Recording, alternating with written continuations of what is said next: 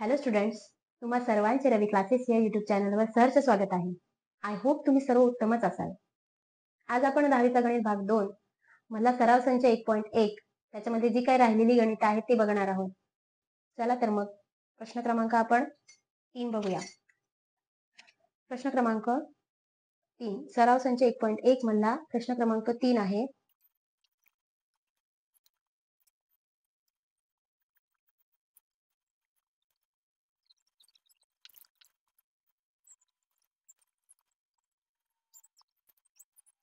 चला मग सॉल्व्ह करूया आपण.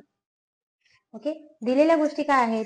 पीएस ही लंब आहे आणि त्याची किंमत आहे 6. आर क्यू हा काय आहे? पाया आहे.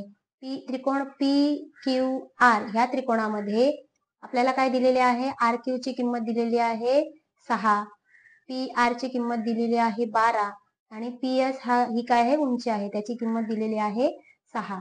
ओके, टी क्यू ही सुद्धा उंची आहे. जर त्रिकोण आपण पी क्यू आर असा पकडला तर याची उंची पीएस ही होते आणि त्याची किंमत आहे 6 आणि बेस आर क्यू पकडला तर त्याची किंमत आहे इथे पण दिलेली आहे 6. जर क्यू हा वर पकडला, हा त्रिकोण जर हा त्रिकोण दिलेला त्रिकोण दोन्ही प्रकारे बघू शकतो आपण. ह्या अशा पद्धतीने हा एक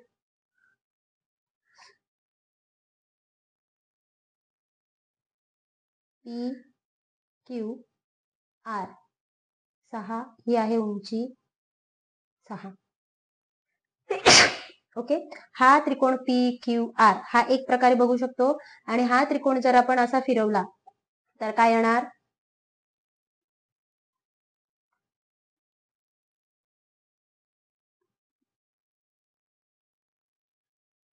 इथं वर जाणार क्यू क्यू टी लंब टाकलाय म्हणजे ती असेल उंची Q P R. P R ची किंमत किंवा आरपी ची किंमत किती दिलेली आहे? 12 आणि आपल्याला काय सांगितलंय? टी क्यू ची किंमत किती? हा त्रिकोण एकच आहे पण दोन्ही प्रकारे आपण लिहू शकतो. ओके, मग आपल्याला काय दिलंय? त्रिकोण पी क्यू आर मध्ये या त्रिकोणामध्ये काय दिलेले आहे? पाया आर क्यू किती दिलेले आहे? 6 व हा लंब टाकलाय पीएस हा आर क्यू ला लंब आहे. लंब असेल म्हणजे तो काय आहे? उंची आहे. उंची पीएस ची किंमत किती दिली? 6 दिली. म्हणून त्रिकोणाच्या क्षेत्रफळाच्या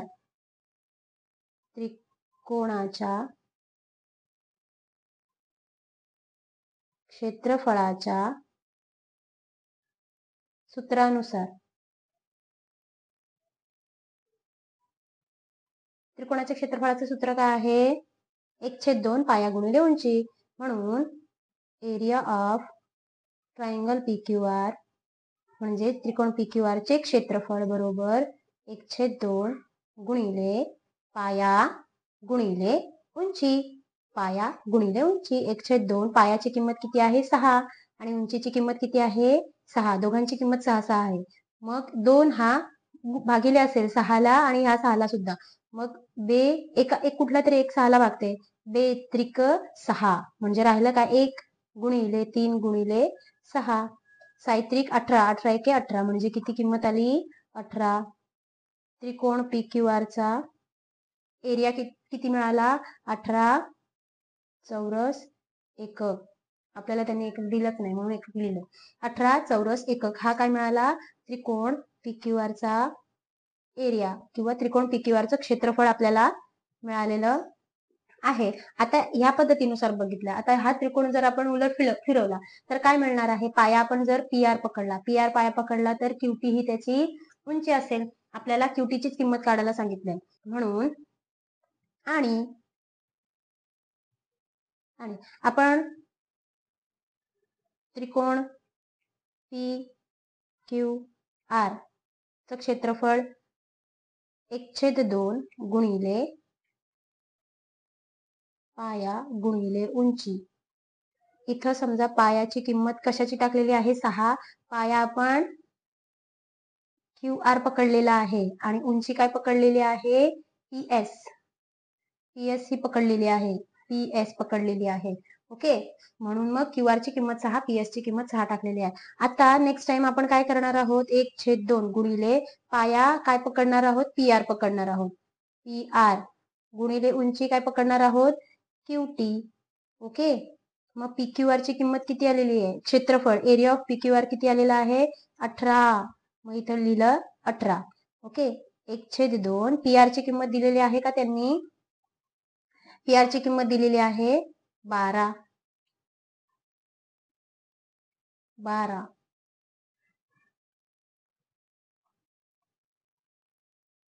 इथं PR ची किंमत सुद्धा दिलेली आहे म्हणून मी PR सुद्धा लिहिला. 12 आणि QT ची किंमत माहित नाही, ते काढणार आहोत आपण. आता 2 इथं काय आहे, भागिले आहे. भागिले 2चं रूपांतर बरोबर चिन्हाच्या दुसऱ्या बाजूला जाताना काय होणार, गुणिले होणार. म्हणजे 18 गुणिले 2 बरोबर QT. आता हे 12 गुणिले आहेत, गुणिलेचं रूपांतर काय होणार, भागिले मध्ये होणार. ओके, मग QT ची किंमत काय आली, QT बरोबर 12 ने भाग देऊया. बेके बे, बेसक 12, 6 एके 6, 6 ना 18 ला भागायचंय, 2 ने 12 ला भागलं. आता उत्तराला 6 परत 18 ला भागू शकतो. 6 एके 6, 6 त्रिक 18. म्हणजे QT ची किंमत किती आलेली आहे, 3. आणि तीच किंमत आपल्याला काढायला सांगितलेली. ओके, प्रश्न क्रमांक 3 समजला असेल. आता आपण बघूया प्रश्न क्रमांक 4. ओके, प्रश्न क्रमांक 4 मध्ये त्यांनी काय दिलंय,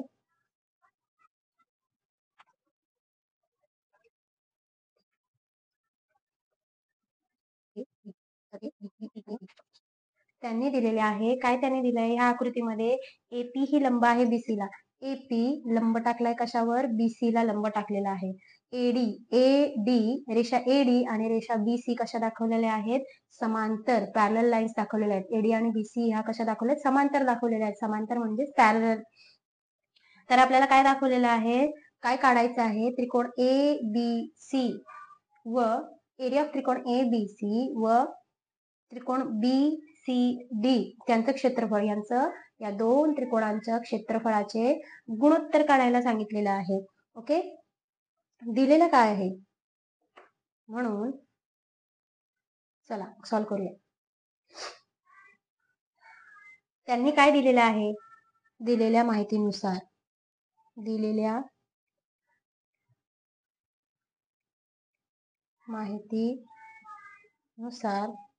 आकृतीमध्ये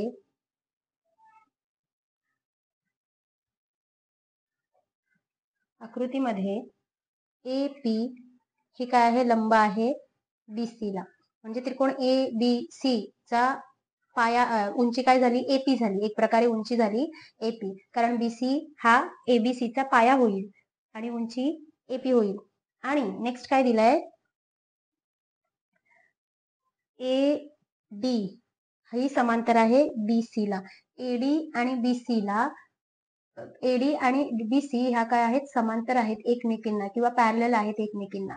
ओके, आकृतीमध्ये काय दिलेलं आहे, AP हा लंब आहे BC ला. ओके, आणि AD आणि BC ह्या कशा आहेत, समांतर आहेत एकमेकींना. समांतर आहेत म्हणजे पॅरलल लाईन्स आहेत. मग आपल्याला काय म्हणू शकतो, जी कुठलीही आकृती दोन्ही समांतर रेषांच्या मध्ये असेल, कितीही आकृत्या असू द्या, दोन्ही समांतर रेषांच्या मध्ये असतील तर त्यांची उंची समान असते. ओके, त्यांची उंची काय असते, समान असते. AP ही जर उंची असेल ABC ची, तर AP हीच उंची त्रिकोण BCD ची सुद्धा असू शकते, कारण की हे दोन्ही त्रिकोण 2 समांतर रेषांमध्ये दडलेले आहेत किंवा समांतर रेषांमध्ये आहेत. ओके, म्हणून तेच लिहायचं आहे, त्रिकोण ABC व त्रिकोण BCD हे रेख AD व रेख BC, AD व BC ह्या समांतर रेषांमध्ये आहेत. या समांतर रेषांमध्ये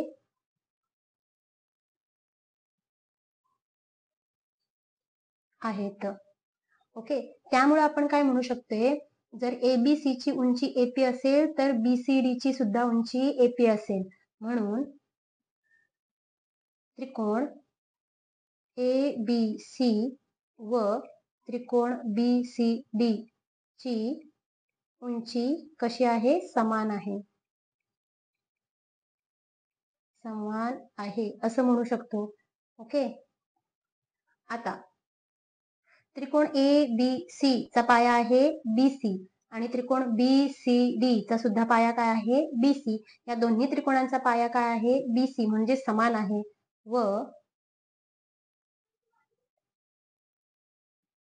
त्रिकोण ए बी सी आणि त्रिकोण बीसीडी चा पाया बीसी हा समान आहे. म्हणून आपण काय म्हणू शकतो, या दोन्ही त्रिकोणांची उंची व पाया समान आहे. म्हणून कुठला गुणधर्म वापरायचा आहे, समान पाया व समान उंची असणाऱ्या त्रिकोणांच्या गुणधर्मानुसार त्या त्रिकोणांच्या क्षेत्रफळाचे गुणोत्तर हे काय असते, 1 असते, किंवा त्या दोन्ही त्रिकोणांची क्षेत्रफळे समान असतात असं सुद्धा म्हणू शकतो. म्हणून समान पाया व समान उंची असणाऱ्या त्रिकोणांच्या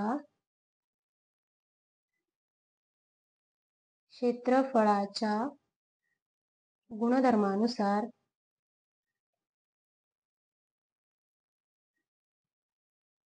आपण काय लिहू शकतो, area of ABC, triangle ABC छेद एरिया ऑफ ट्रायंगल बीसीडी बरोबर काय लिहू शकतो, 1/1, मग 1 लिहू शकतो, किंवा एरिया ऑफ एबीसी बरोबर, आता भागिले बीसीडी बरोबर चिन्हाच्या दुसऱ्या बाजूला गेल्यावर काय होणार, गुणिले होणार. म्हणून हे दोन्ही त्रिकोणांचे क्षेत्रफळ समान आहे, किंवा त्या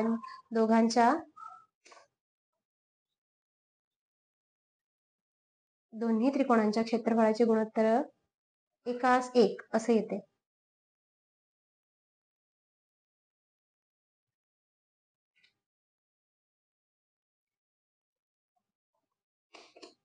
चौथा गणित समजला असेल. या दोन्ही त्रिकोणांमध्ये समान उंची व समान पाया असल्यामुळे त्या दोन्ही त्रिकोणांच्या क्षेत्रफळाचे गुणोत्तर हे समान आहे, किंवा त्या दोन्ही त्रिकोणांच्या क्षेत्रफळाचे गुणोत्तर हे 1:1 आहे व त्यांची दोन्ही त्रिकोणांची क्षेत्रफळे समान आहे.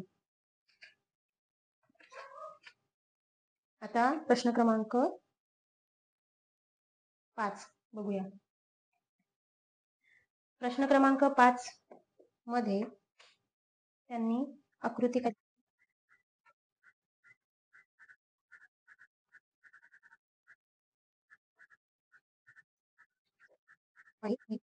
एडी हा लंब आहे आणि पी क्यू हे सुद्धा लंब टाकलेले आहे. त्यांनी काय दिलेले आहे, ह्या आकृतीमध्ये पी क्यू हा लंब आहे बीसी ला व एडी सुद्धा लंब आहे बीसी ला. पी क्यू आणि एडी हे दोन्ही लंब टाकलेले आहेत बीसी ला. दिलेलं काय आहे, पी क्यू हा लंब आहे बीसी ला व एडी सुद्धा लंब आहे बीसी ला. दोन्ही लंब बीसी ला आहेत. मग पहिलं काय सांगितलंय, त्रिकोण PQB व त्रिकोण PBC याचं क्षेत्रफळाचे गुणोत्तर काढायला सांगितले आहे. मग पहिला गणित काय आहे, त्रिकोण PQB हे त्रिकोण PQB हे छोटस त्रिकोण आहे, याचं क्षेत्रफळ व त्रिकोण PBC याचं क्षेत्रफळ काढायला सांगितलंय. मग पहिल्यांदा ती छोटी आकृती काढते मी. PQB, त्रिकोण PQB हा एक त्रिकोण आहे आणि त्रिकोण PBC सी हा दुसरा त्रिकोण आहे. या दोन्ही त्रिकोणांमध्ये मग तेच सॉल्व्ह करूया. फर्स्ट क्वेश्चन काय आहे त्याच्यामधला प्रश्न क्रमांक 5 मधला एक काय सांगितलेले आहे, त्रिकोण पी क्यू बी मध्ये काय दिलेले आहे, पी क्यू हे काय आहे, पी क्यू लंब आहे बीसी ला, पी क्यू हा लंब आहे बीसी ला, म्हणून आपण काय म्हणू शकतो, पी क्यू काय असेल, उंची बरोबर काय असेल पी क्यू, व पाया काय असेल, पाया असेल बी क्यू, बी क्यू.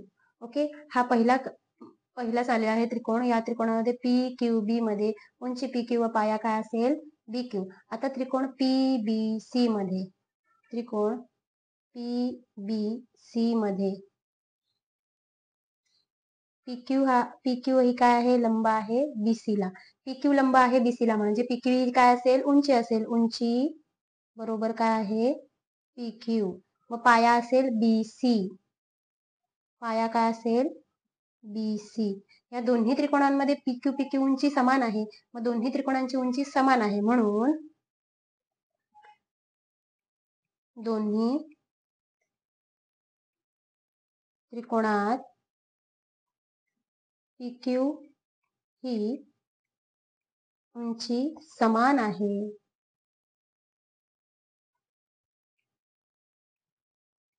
म्हणून समान उंचीच्या त्रिकोणाच्या क्षेत्रफळाच्या गुणधर्मानुसार, म्हणून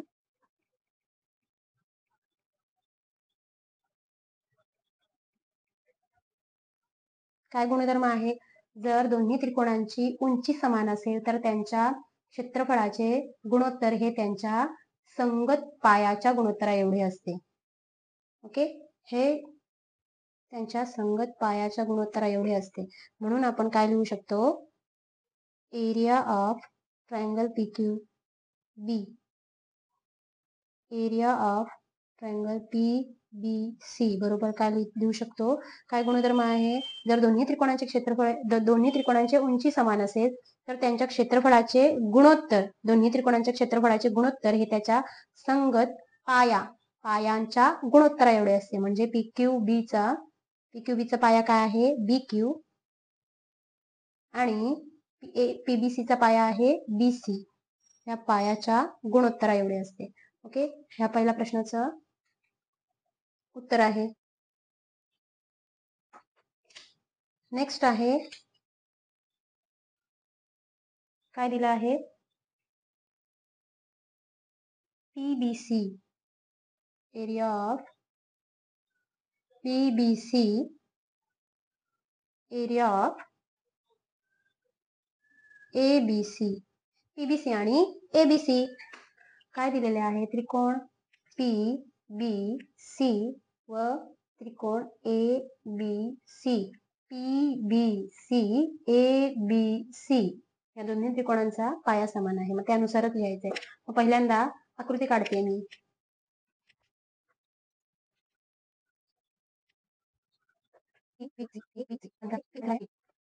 ओके, 2 मध्ये काय सांगितलंय, त्रिकोण पीबीसी व त्रिकोण एबीसी यांच्या क्षेत्रफळाचे गुणोत्तर काढायचे. म्हणून पहिल्यांदा त्रिकोण पीबीसी मध्ये, त्रिकोण पीबीसी मध्ये काय दिलेले आहे, पी क्यू हा लंब आहे बीसी ला, पी क्यू हा लंब आहे बीसी ला, त्यामुळे पी क्यू ही काय असेल, म्हणून उंची काय असेल, उंची बरोबर पी क्यू. ओके, व पाया काय आहे बीसी, पाया आहे बीसी. आता त्रिकोण ए बी सी मध्ये, त्रिकोण ए बी सी मध्ये उंची लंब टाकलेला आहे एडी, एडी हा लंब आहे बीसी ला. ओके, त्यामुळे एडी असणार आहे उंची, म्हणून उंची बरोबर एडी, आणि पाया काय असणार आहे, पाया बरोबर बीसी. आता दोन्ही त्रिकोणांमध्ये पाया बीसी बीसी समान आहे. ओके, त्यामुळे हे दोन्ही त्रिकोणांचे क्षेत्रफळ कसं असेल, समान पायाच्या गुणधर्मानुसार. म्हणून दोन्ही त्रिकोणात पाया बीसी हा समान आहे. म्हणून समान पायाच्या गुणधर्मानुसार जर दोन त्रिकोणांचा पाया समान असेल तर त्यांच्या क्षेत्रफळाचे गुणोत्तर हे त्यांच्या संगत उंचीच्या गुणोत्तरा एवढे असते. हे गुणधर्म आहे. समान पायाचा गुणधर्म काय आहे? जर दोन्ही त्रिकोणांचा पाया समान असेल तर त्यांच्या क्षेत्रफळाचे गुणोत्तर हे त्यांच्या संगत उंचीच्या गुणोत्तरा एवढे असते. म्हणून एरिया ऑफ PBC छेद एरिया ऑफ ट्रायंगल ABC काय येणार? संगत उंची काय असणार आहे? ABC ची उंची आहे PQ. पाया समान असल्यामुळं क्षेत्रफळाचे गुणोत्तर हे त्यांच्या संगत उंचीच्या गुणोत्तरा एवढे असते. म्हणजे ABC ची उंची काय आहे? AD. हे तुमचं उत्तर. नेक्स्ट काय दिलेलं आहे? ABC ADC. ABC ADC.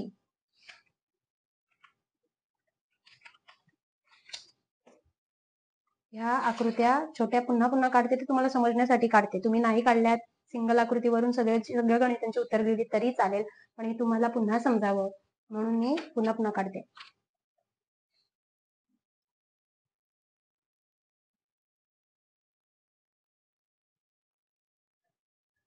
Area of ABC,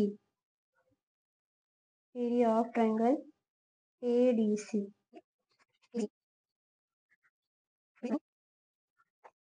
ABC ADC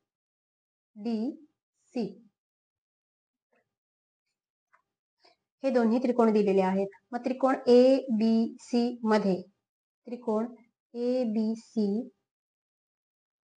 मध्ये काय दिलेले आहे? AD हा लंब आहे BC ला. AD लंब असेल BC ला. म्हणून AD लंब आहे म्हणून उंची काय असणार आहे? उंची बरोबर AD व पाया काय असणार आहे? पाया बरोबर BC. व आता त्रिकोण ADC मध्ये AD हा लंब आहे DC ला. म्हणून उंची काय असणार आहे? AD ही उंची आहे व पाया काय आहे? पाया बरोबर DC. ओके. आता या दोन्ही त्रिकोणांमध्ये त्रिकोण ABC व त्रिकोण ADC मध्ये उंची AD ही समान आहे. उंची AD समान आहे. म्हणून समान त्रिकोणांच्या समान उंचीच्या गुणधर्मानुसार मग आपण काय लिहू शकतो?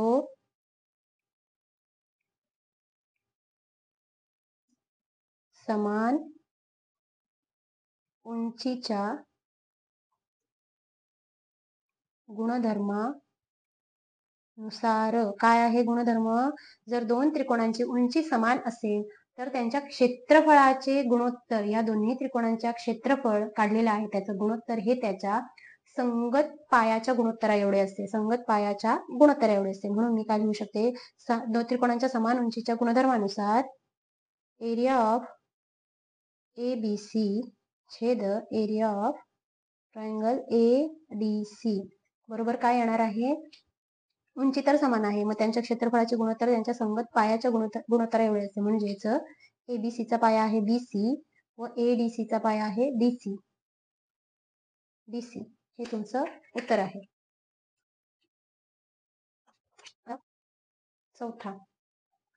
चौथा काय दिलेला आहे त्यांनी? त्रिकोण ADC चा क्षेत्रफळ छेद त्रिकोण PQC चं क्षेत्रफळ, या दोन्ही त्रिकोणाचे क्षेत्रफळाचे गुणोत्तर सांगितले. मग ADC आणि PQC, ADC PQC आकृती काढूया. ADC okay. हा त्रिकोण पहिला आहे आणि PQC ओके, ही आहे तुमची नेक्स्ट आकृती. त्याच्यामध्ये काय दिलेलं आहे, ADC हा एक त्रिकोण आहे आणि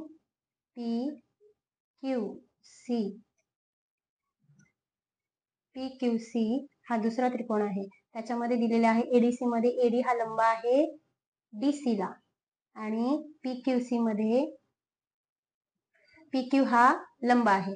ओके, AD हा लंब आहे आणि इथं काय दिलेले आहे, PQ हा लंब आहे. त्यामुळं ही असेल, या दोन्ही त्रिकोणांची उंची असेल. मग तेच लिहायचं आहे. त्रिकोण ADC मध्ये काय दिलेले आहे, AD ही लंब आहे. AD लंब आहे. या त्रिकोणाचा विचार करता AD हा लंब आहे DC ला. ओके, त्यामुळं उंची बरोबर काय होणार, या त्रिकोणाची उंची असणार आहे AD व पाया काय असणार आहे, पाया बरोबर DC. आता त्रिकोण PQC मध्ये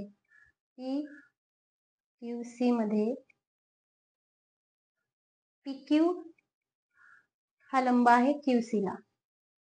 ओके, ह्या त्रिकोणाचा विचार करता PQ हा लंब QC ला आहे. म्हणून उंची काय असणार आहे, उंची बरोबर PQ आणि पाया काय असणार आहे, पाया बरोबर QC. मग ह्या दोन्ही त्रिकोणांची उंची समान आहे का, नाही. पाया समान आहे का, नाही. मग सिंपल, दोन त्रिकोणांच्या क्षेत्रफळाचे गुणोत्तर हे त्यांच्या उंची व संगत पाया यांच्या गुणाकाराच्या गुणोत्तरा एवढे असते. म्हणून दोन त्रिकोणांच्या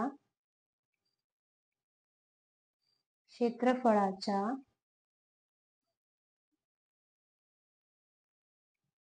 गुणोत्तराच्या गुणधर्मानुसार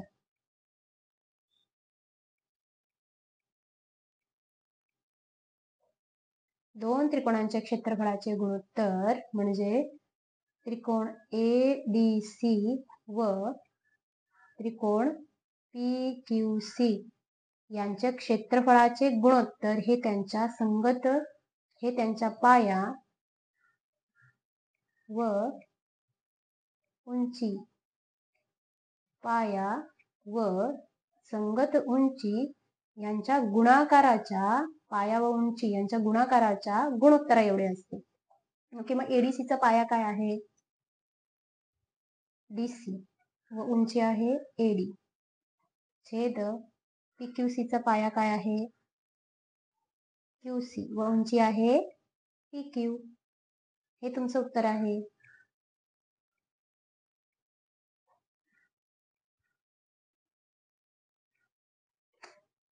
ओके, दोन त्रिकोणांच्या क्षेत्रफळाचे गुणोत्तर हे त्यांच्या पाया व संगत उंची यांच्या गुणाकाराच्या गुणोत्तरा एवढे असते. समजला? प्रश्न क्रमांक 5 मध्ये छोटे प्रश्न आहेत 4, ते सॉल्व्ह केलेले आहेत. प्रत्येक प्रश्नासाठी छोटी छोटी वेगवेगळी जेवढी गरज आहे तेवढीच आकृती काढलेली आहे आणि त्यानुसार गणित सोडवलीत, जेणेकरून तुम्हाला लवकर समजावं. तुम्ही एक्झाम मध्ये या छोट्या छोट्या आकृत्या मोठा दिला असेल आणि सगळे सांगितलं असेल तर ह्या छोट्या आकृत्या न काढता डायरेक्ट तुम्ही लिहिलात उत्तर तरी चालेल, फक्त उत्तर व्यवस्थित लिहा, चुकू नका. प्रश्न क्रमांक 5 झाला, प्रश्न क्रमांक 3 झालेला आहे, प्रश्न क्रमांक 4 सुद्धा झालेला आहे. मला आशा आहे की आपण जे काय आज डिस्कस केलेले आहे प्रश्न क्रमांक 3, 4 आणि 5 हे तुम्हाला पूर्णपणे समजला असेल. हा आपला सराव संच 1.1 पूर्ण झालेला आहे. त्यामुळे आपण आता इथंच थांबूया. तोपर्यंत अभ्यास करा, नवीन नवीन गोष्टी शिकत राहा. Thank you, bye.